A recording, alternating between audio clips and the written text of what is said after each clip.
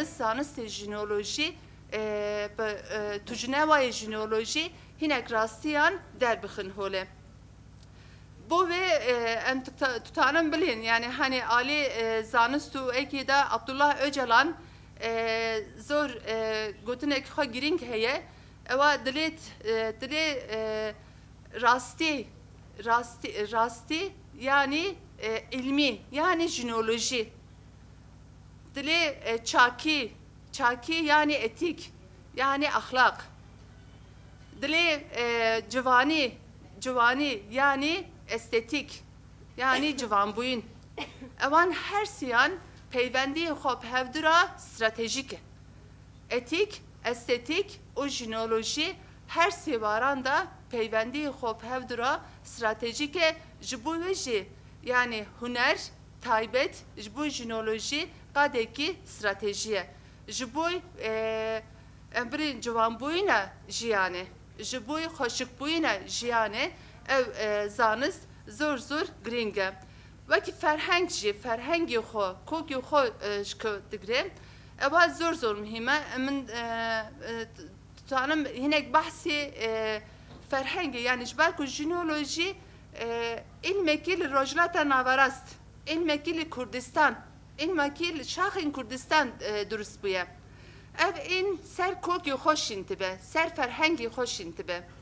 Ewan tujinevayên dema me kirdin, taybet tujinevayê li Hewreman, tujinevayê li Efrîn, tujinevayê li Beytüşebab, tujinevayê ema birên yani hemû tujinevayên me kirdin da me dît ki ژنۆلۆژî zanistekî li ser kokê xwe şîn dibe.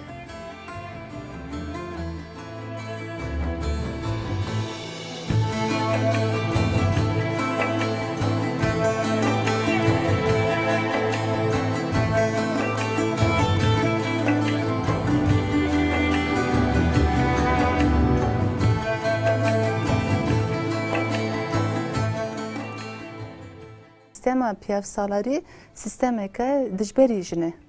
Sistemeke jin tunetke yani tundutiyê ser jinê jî herî zêde mesela sistema piyavsalarî de heye.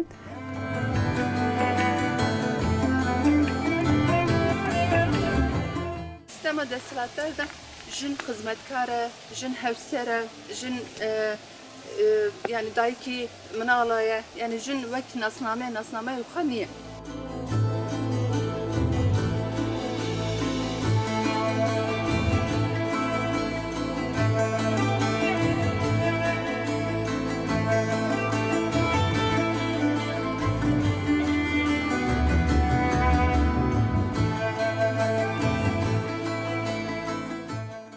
Zanist li rastiyê digeret, huner li civanî digeret.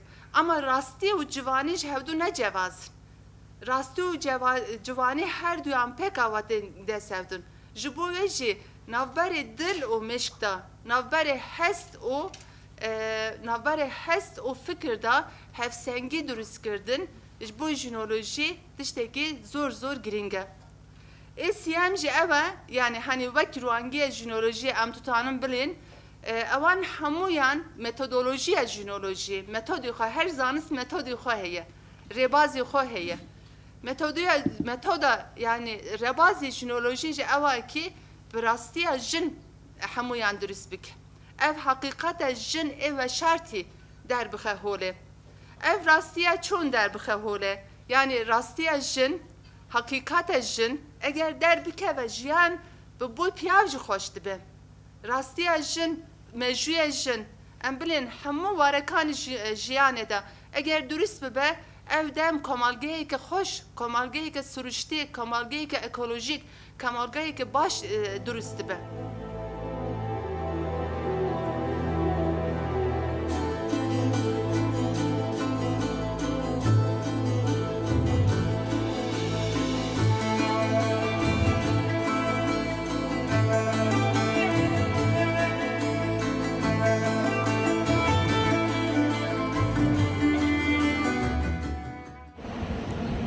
Merhabalar.